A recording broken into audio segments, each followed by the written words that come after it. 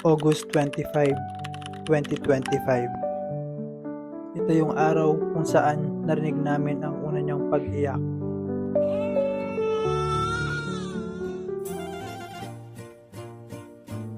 Hi guys, ako si Din.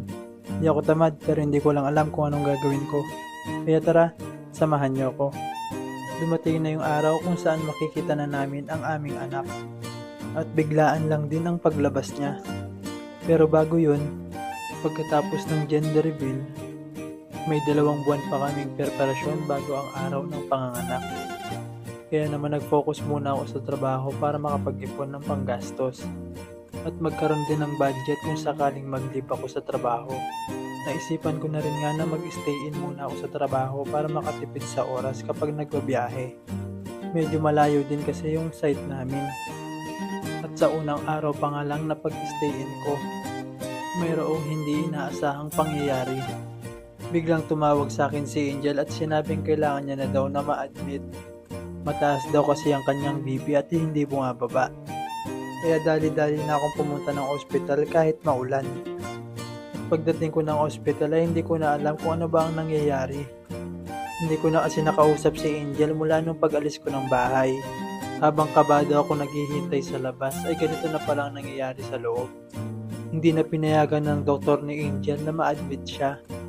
Kailangan na daw siya na ma-emergency CS. At ang dahilan ng pagtaas ng BP niya ay si baby. Bukod kasi sa cord coil ay meron din siyang cord knot. Isa daw tong rare na sitwasyon kung saan ang umbilical cord ng baby ay parang haling nakabuhol. At kung pipilitin mag-normal delivery ay posibleng ikamatay ni baby.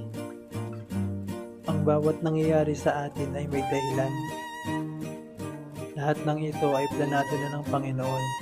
Ang kailangan na lang ay magdasal, manalig at magtiwala sa Kanya.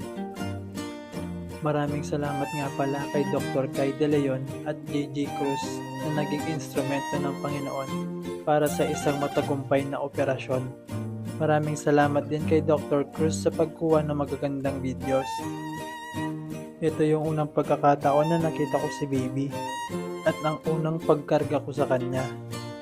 At ito naman yung unang pagbuhat ni Angel kay baby.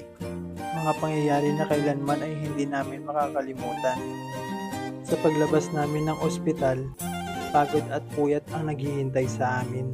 Dito na magsisimula ang bagong yugto ng aming buhay.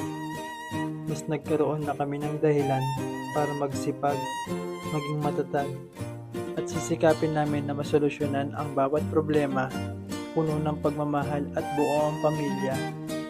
At mabigyan ka ng magandang buhay, aming baby Aya.